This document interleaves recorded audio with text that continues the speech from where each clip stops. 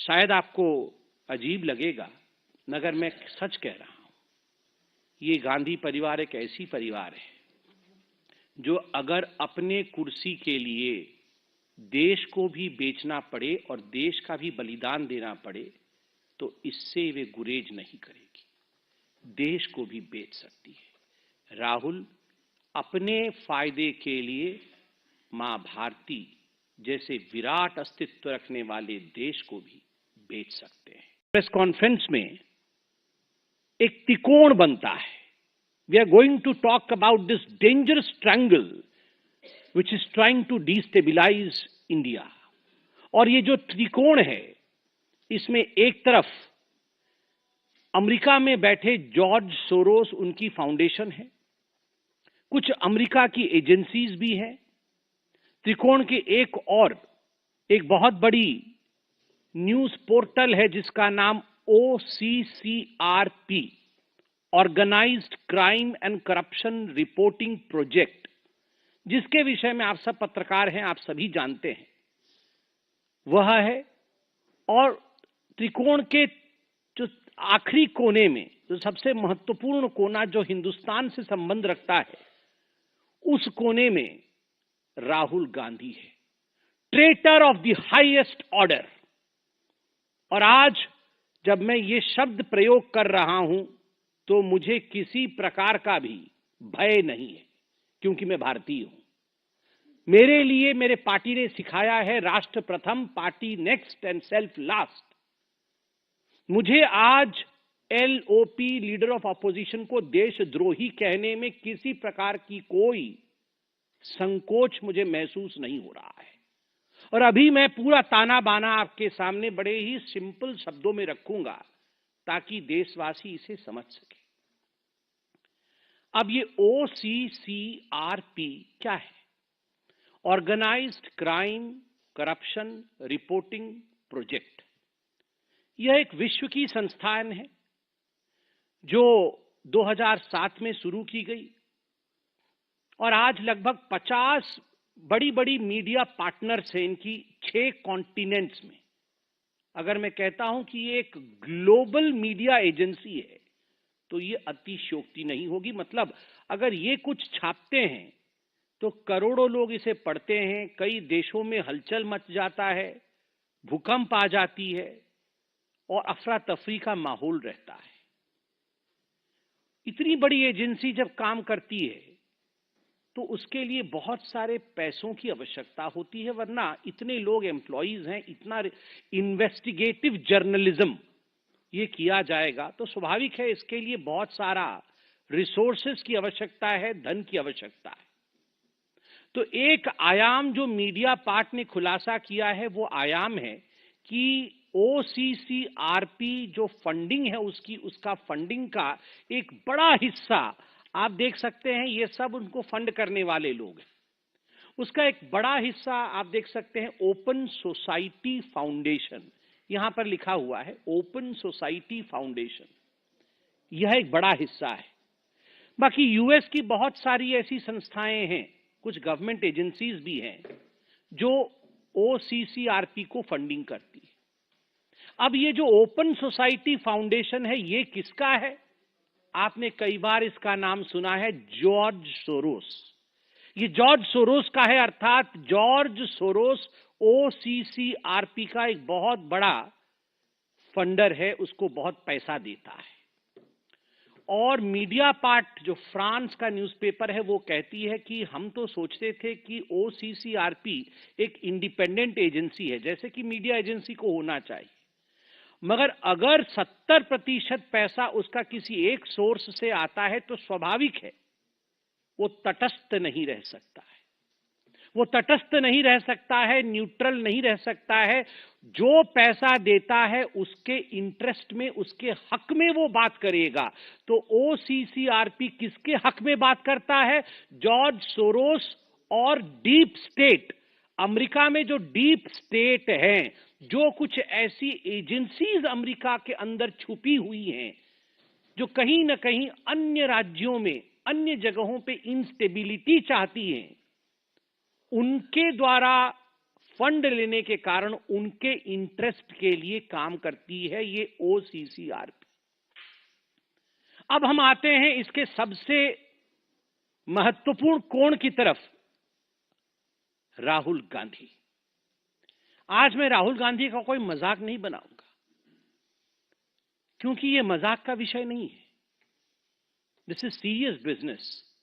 A member of parliament of India, the leader of opposition of India, when he tries to betray his own motherland, जब भारत का leader of opposition खुद अपने देश के साथ द्रोह कर रहा हो, तो स्वाभाविक रूप से यह एक बहुत सीरियस विषय है।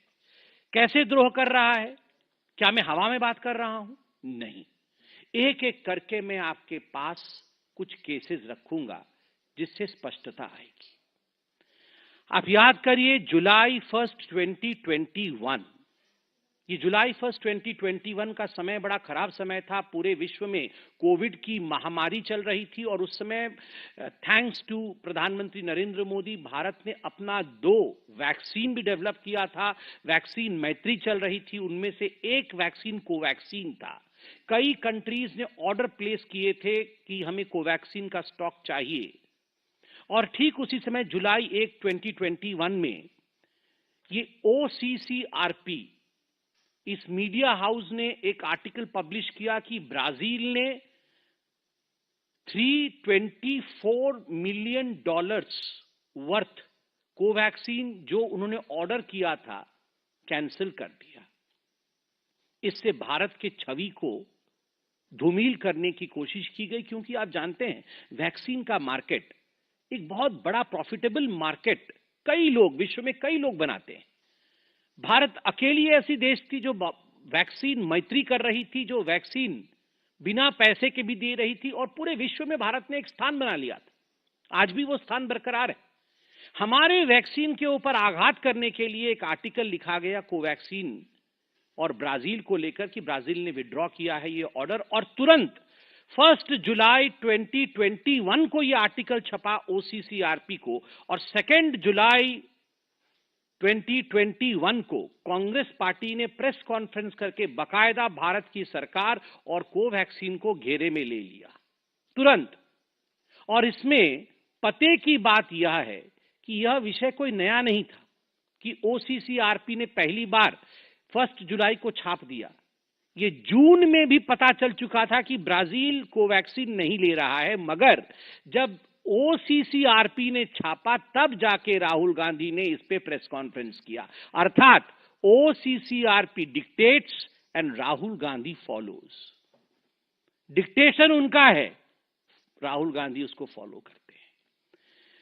दूसरी बात, आप याद करिए, ये ओसीसीआरपी ने लगातार भारत के जो टॉप इंडस्ट्रियलिस्ट हाउस हैं, उद्योगपति, जो बड़े उद्योगपति हैं, उनके ऊपर, जिसको अंग्रेजी में कहा जाता है हिट जॉब, बार बार उनके ऊपर आघात करना, कुछ ऐसे रिपोर्ट प्रस्तुत करना मानो ये बहुत फर्जीवाड़ा चल रहा है। भारत के उद्योगपति, भारत के इंडस्ट्रियलिस्ट, इनमें बिल्कुल भी सच्चाई नहीं है। और इसके पीछे का मकसद रहा कि भारत के अर्थव्यवस्था को किस प्रकार से डगमगा देना है, to bring an earthquake in the markets of India, to tank the markets of India, shares of India, Indian market. Bharat के मार्केट में शेयर्स की वैल्यू कैसे गिर जाए, आम हिंदुस्तान का व्यक्ति जिन्होंने इन शेयर्स में पैसे लगाए थे वो कमजोर पड़ जाए, सरकार के विरोध वो आवाज उठाए और रेजीम चेंज हो जाए, इस मकसद से हमारे उद्योगपतियों पर ओसीसीआरपी ने अटैक किया।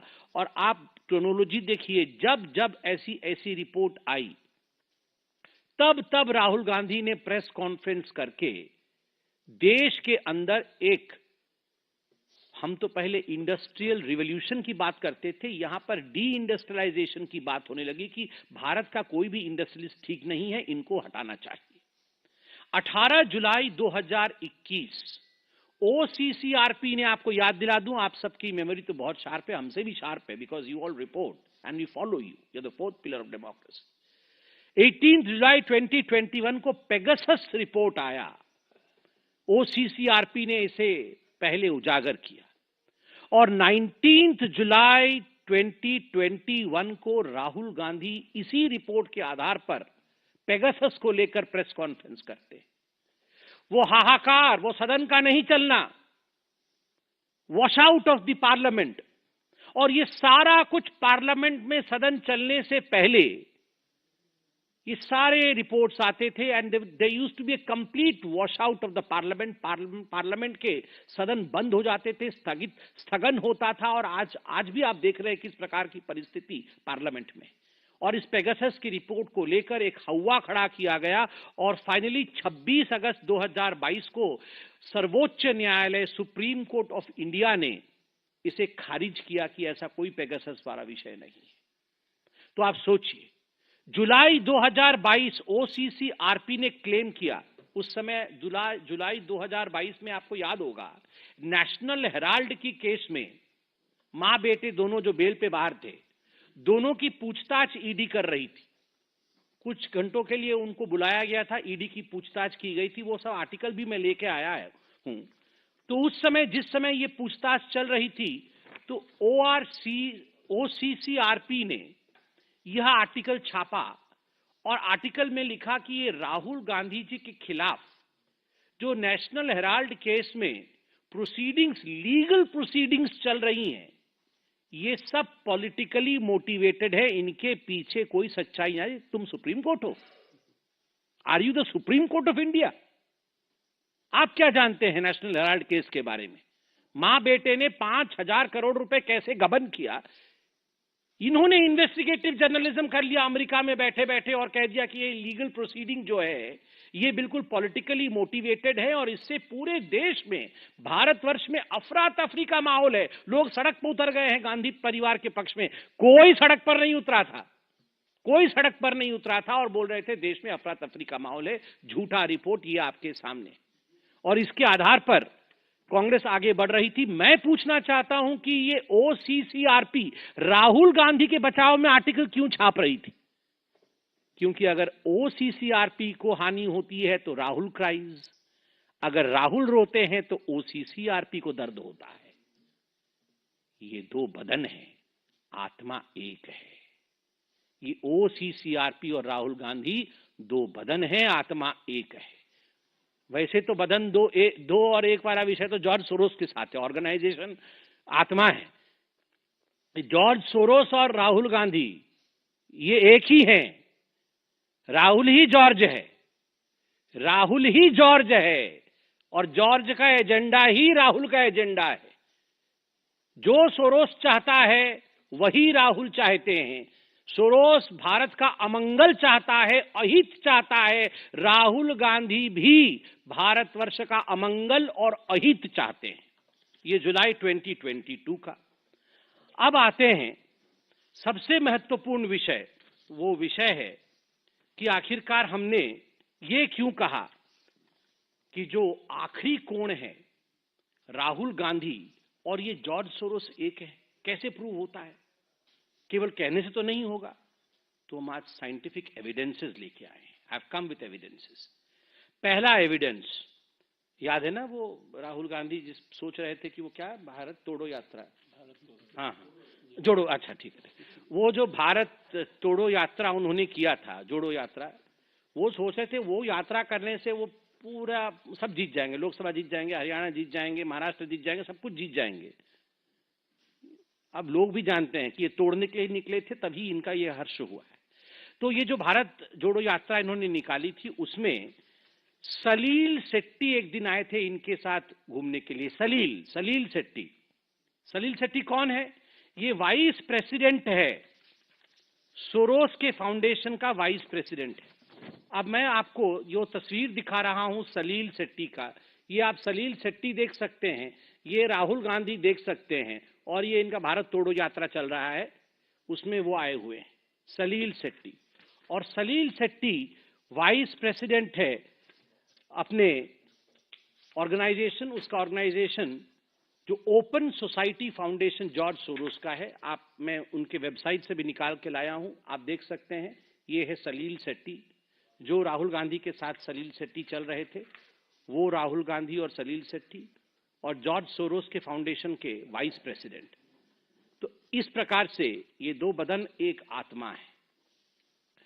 उसके बाद आप याद करिए, राहुल गांधी विदेश जाते हैं तो पता नहीं कब चले जाते हैं, हम लोग को बाद में मालूम पड़ता है, और जाते हैं तो ऐसे ही नहीं आते हैं, कुछ कुछ लोगों से मिलते हैं, बाद में फोटोएं निकलती है। पहले डिनाई, याद है वो रात को चाइना वालों से मिल रहे थे, तो हमने कहा चाइना वालों से मिल रहे टेंट के नीचे डोकलाम में, तो फिर वो नहीं नहीं नहीं नहीं बिल्कुल नहीं मिला, तो फिर संजय जी फोटो लेके आ गए, तो बोले हाँ हाँ हाँ मिला था। तो इसी प्रकार से हम भी फोटो रखते हैं सब चीज की। राहुल गए थे बाहर तो उन्होंने किससे मुलाकात की थी? उन्होंने मुलाकात की थी OCCRP के एक जर्नलिस्ट, क्योंकि ये एक जर्नलिस्टिक बॉडी है तो उनके जर्नलिस्ट हर देश में। तो अमेरिका में एक जर्नलिस्ट है, बांग्लादेशी जर्नलिस्ट, जिसका नाम है मुशफिकुल फजल अंसारी। मुशफिकुल फजल अंसारी जो कि भारतवर्ष का घोर विरोधी है और दशकों से भारत के विरोध में आर्टिकल छापता है। राहुल गांधी और उनकी नजदीकियां देखिए जरा, ये सेल्फी देखिए जरा, ये सेल्फी खुद बयान करता है कैसे चिपके हुए हैं। जहां देश का अहित वहीं राहुल चिपक जाते हैं। ये जो अंसारी है ये बांग्लादेश का रिपोर्टर है, आप देख सकते हैं कैसे गौर से वो राहुल जी की बातों को सुन रहा है। कुछ देश के खिलाफ ही राहुल जी बोल रहे होंगे, तभी जाकर ये इतने गौर से सुन रहा है। और उसके बाद सेल्फी देखिए, all the anti Indians, all those who hate India love Rahul. क्यों? जो भारतवर्ष से करे नफरत वो करे राहुल से प्यार। ऐसा क्यों है? ऐसा क्यों है भैया? थर्ड केस है आनंद मगनाले का। आपको याद होगा दिल्ली में एक राइट्स हुआ था, तो ये आनंद मगनाले कांग्रेस का एक व्यक्ति है जो कांग्रेस के लिए भी उसने फंड रेजिंग की थी, अपनी एनजीओ भी चलाता है। तो इस आनंद मगनाले ने चीन से पैसे लाकर, चाइनीज मनी, इसने दिल्ली राइट केस के लिए हैंडओवर किया था। किसको? शरजील इमाम को। द इनफेमस शरजील इमाम को इस आनंद मंगले ने पैसा दिया था। और इस आनंद मंगले का क्या कनेक्शन है राहुल गांधी से? कांग्रेस ही है, और यह भी OCCRP का जर्नलिस्ट है। यह भी OCCRP का जर्नलिस्ट है। चाइनीज पैसा लाकर यहां राइट करवा रहा है, राहुल गांधी का खास आदमी है। तो all this is not just मियर coincidence. और ये तो फेमस फोटो है इल्हान उमर के साथ, मैं तो बहुत बार बोल चुका हूं, इसलिए दोबारा और बोलने की आवश्यकता नहीं है। अब तो अमेरिका भी इनके ऊपर अटैक कर रही है, इल्हान उमर के ऊपर। तो इनके साथ राहुल गांधी का जो सांठगांठ है, और आज जो डॉक्यूमेंट्स आपको दिखाए गए हैं, इससे एक बात बड़ा स्पष्ट होता है कि Rahul does not want India to move ahead. Bharatvarsh आगे बढ़े ये राहुल गांधी नहीं चाहते।